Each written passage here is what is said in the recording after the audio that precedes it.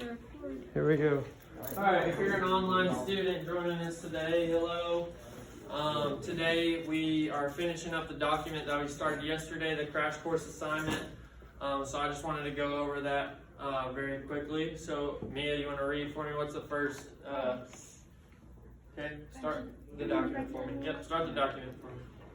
John Gray describes it as events that led to the American Revolution. Okay, the events that led to the events of the American Revolution. Very good. Second one. In the end of the French and Indian War is about mother countries doing what all living mothers do: protect their children. Good. Mother countries, they protect their children. John Gray describes mercantilism as trying to establish a favorable balance of trade. England uses colonies to provide raw materials and then buy back finished goods from the raw materials. But he points this means that there's always a demand for more land to get more raw materials. Good. So the colonies provide the raw materials and they buy back the finished goods. England's children are the new colonies, the English colonies, and the southern colonies. France decides to begin to establish forts in the Ohio River Valley. This alarms England because this is too close to the English settlement. Very good. So we got the New England colonies, the middle colonies, and the southern colonies. And that is too close. That land in the Ohio River Valley starting to get too close to the English colonies. Fort Necessity, aka Fort Duquesne, depending on who is actually in possession at any one time, is at site of my childhood nemesis city, Pittsburgh, Pennsylvania. It will be back in the 19th century when Andrew Carnegie established steel mills here. Good. So that city that that battle took place at was at Pittsburgh. Okay. French counted on support from the Wabanaki Indian tribe. The Wabanaki Indian tribe and the Iroquois Confederacy. Yeah, Indian tribe.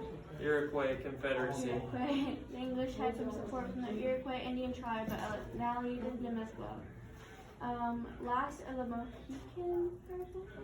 The French and Indian War ends with the signing of the Treaty of 1763. The same year, Parliament passed in the Proclamation of 1763. Good. The war ends with the Proclamation of 1763, or the Treaty of Paris. The war ends with the Treaty of Paris, 1763. Okay. Proclamation of 1763.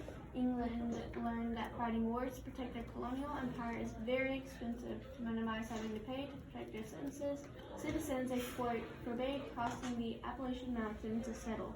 They intended for the mountain range to be a natural barrier between the citizens and the Native Americans. However, really good free land is on the other side of the Appalachian Mountains, and colonists had just fought for 9 years to get there. Good. So the war is very expensive.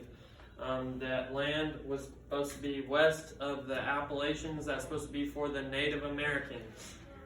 Nope. Album sugar, sweet taste, and tea is incredible. No navigation acts, no trade with other countries or their colonies. Only English ships to make port in the American colonies.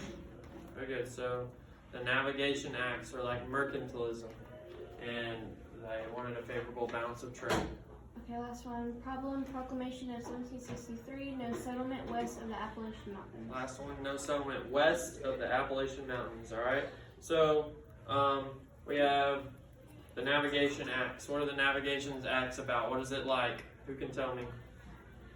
The Navigation Acts. Who can raise their hand? Gage, what's the Navigation Acts? What's it kind of like? What do they say in the Navigation Acts? Zoe? You can't trade with other countries. Very good. You can't trade with other countries. What's that kind of like? Mercantilism. Very good. It's like mercantilism. Okay, the Proclamation of 1763. What did the proclamation say, Braden? You can't settle west of the Appalachian Mountains. Good. You can't settle west of the Appalachian Mountains. Who's that land for? The Native Americans. That land's for the Native Americans. How do the colonists respond to the proclamation? They ignore it. The colonists are going to ignore that. They're going to settle that land anyway.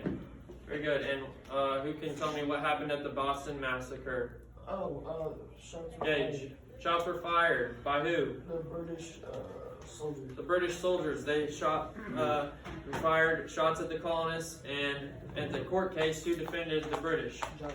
John Adams is going to defend the British at the court case.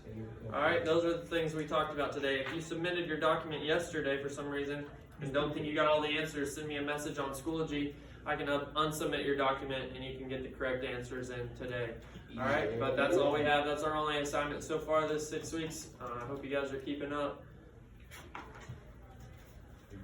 I'm getting ready to